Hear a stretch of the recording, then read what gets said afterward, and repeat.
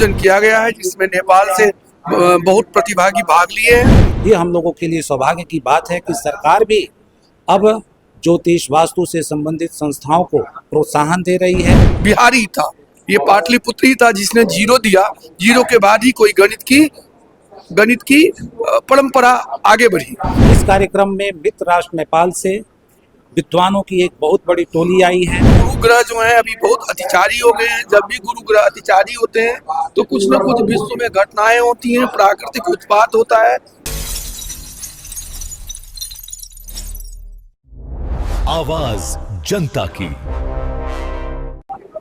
Sir आज क्या होगा, इसके लिए खुली में क्या कहेंगे? देखिए, ये बहुत अच्छा कार्यक्रम हो रहा है यहाँ। ये तो पाटलिपुत्र की धरती है, ये महत धरती है, ये आर्यभट्ट की धरती है। 4वीं शताब्दी में हमारे यहाँ आर्यभट्ट हुए और आर्यभट्ट से बड़ा कोई गणितज्ञ हुआ नहीं, क्योंकि आर्यभट्ट ही एक ऐसे गणितज्ञ थे जिन्होंने पृथ्वी से लेकर के और पृथ्वी से सूर्य की दूरी कितनी है, चंद्रमा की दूरी कितनी है, शनि की दूरी, हर कक्षाओं को नाप लिया। आज अगर नासा भी चंद्रमा पे पहुंच रहा है तो कितने दूर पे है, अगर वो ईंधन भरा रहा है किसी सैटेलाइट में तो वो आर्यभट्ट का ही देन है। और वैसे आर्यभट्ट के धरती पे पाटलिपुत्र पे आज इंटरनेशनल एस्ट्रोलॉजी सम्मेलन का आयोजन किया गया है, जिसमें नेपाल से बहुत प्रतिभागी भाग लिए हैं। चूंकि अगर विज्ञान की बात हो तो हम दावे के साथ कह सकते हैं कि पूरा यूरोप को गणित के माध्यम में क ख ग घ सिखलाने वाले ये भारत देश ही था और ये बिहारी था, ये पाटलिपुत्री था जिसने जीरो दिया। जीरो के बाद ही कोई गणित की परंपरा आगे बढ़ी। तो ऐसे जगह पर आज चाणक्य होटल में जो ये अंतर्राष्ट्रीय ज्योतिष सम्मेलन हो रहा है, ये बहुत ही सराहनीय और प्रशंसनीय है और हमारे बिहार जैसे राज्य के लिए बहुत ही गौरवान्वित करने वाली है। एस्ट्रोलॉजी में ग्रहों का कितना महत्व है? अरे एस्ट्रोलॉजी में तो ग्रहों का, ज्योतिष शास्त्र में तो ग्रहों का महत्व है। हर ग्रह का अपना एक कक्षा है, हर ग्रह का अपना एक केंद्र है और उससे जो ग्रह की रश्मियां होती है वो हमारे धरती पे पड़ती है। जैसे सूर्य, चंद्रमा है, सूर्य को आत्मा कहा गया वेद ने, चंद्रमा को मन कहा गया, शनि मंगल बुध बल के कारक हुए, मंगल बल के कारक हुए तो वही बुद्धि के कारक बुध हुए, ज्ञान के कारक बृहस्पति हुए, सुख सुविधा के कारक शुक्र हुए। तो इन ग्रहों की जो रश्मियां हैं वो हमारे धरती पर आकर के हमारे जनमानस को, लताओं को, वृक्षों को, कृषि को, हर चीजों को प्रभावित करती है। और उसी समग्र गणना का शास्त्र ज्योतिष शास्त्र है, जिसमें हमें केवल जातक ही नहीं, मैं मनुष्य का ही भविष्यवाणी नहीं कर सकता, अपितु हम प्राकृतिक आपदाओं से लेकर जितनी भी खगोलीय घटनाएं हैं सबका गणित करने का शास्त्र ज्योतिष शास्त्र है। रंगों का कितना महत्व है? ज्योतिष में रंग का महत्व है। जैसे पंच तत्व है, जैसे पृथ्वी, जल, तेज और वायु, आकाश, इससे प्रकृति बनी हुई है और हर तत्व का ग्रह है। जैसे आकाश तत्व, जल तत्व, वायु तत्व, अग्नि तत्व, हर तत्व के ग्रह हैं और हर तत्व का अपना एक रंग है।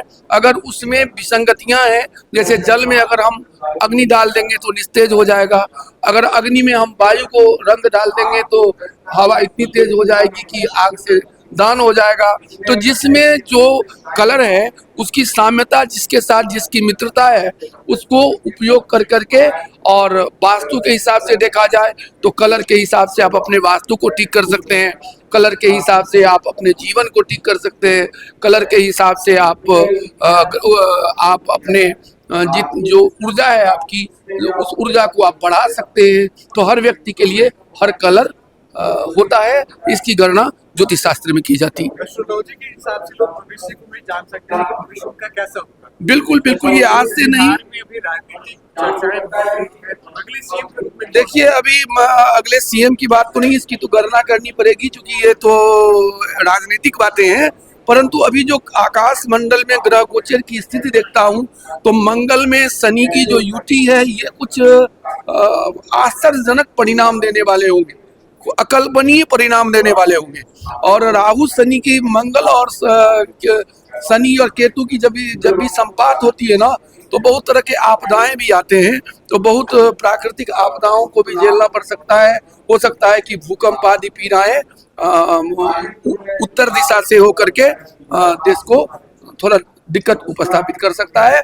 ऐसा आकाश मंडल में जो ग्रह की स्थिति है उससे ये भविष्यवाणी की जा सकती है। जो बाहर देशों में, जो खाड़ी देशों में लड़ाई चल रही है, उसका असर कितना होगा? दरअसल इसका असर अभी होगा, चूंकि गुरु ग्रह जो है अभी बहुत अतिचारी हो गए हैं। जब भी गुरु ग्रह अतिचारी होते हैं तो कुछ न कुछ विश्व में घटनाएं होती हैं, प्राकृतिक उत्पात होता है, प्राकृतिक आपदाएं आती है।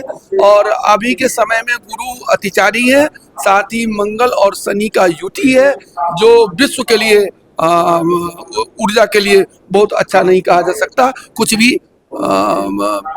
मतलब बिन विचारे हुए कुछ भी ऐसा अकल्पनीय कुछ भी हो सकता है। वास्तुशास्त्र के अनुसार घरों में किन पौधों को रखना चाहिए और किन नहीं? दरअसल वो नियम करता है कि किस दिशा में आपका घर है और किस ओर आपका घर है, किस मुख का घर है।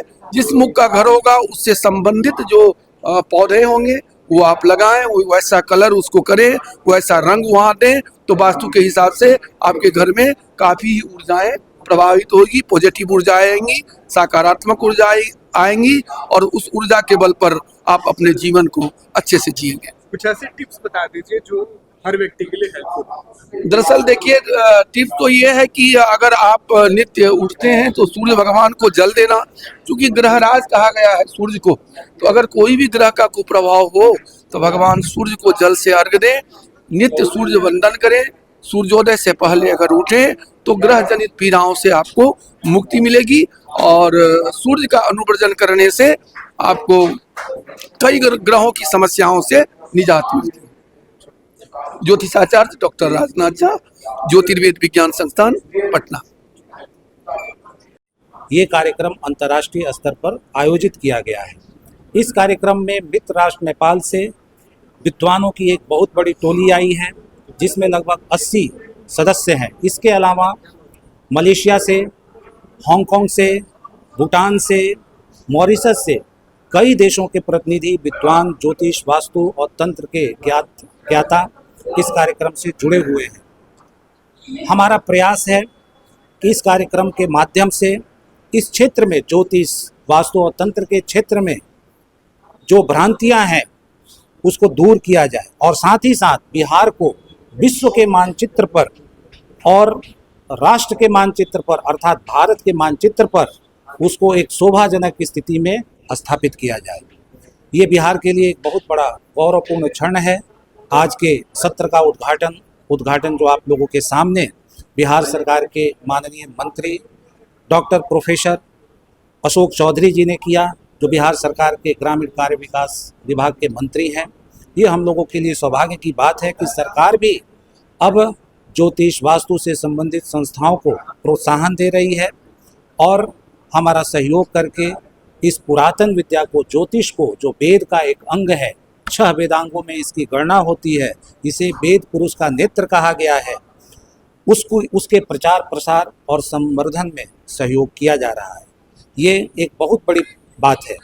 जब हमने बिहार सरकार की सहायता से साउथ एशियन एस्ट्रो फेडरेशन को रजिस्टर्ड कराया, तब उस समय हम लोगों के सामने बिहार को लेकर के, पटना को लेकर के जागरूकता की, सहयोग की एक बहुत बड़ी चुनौती थी।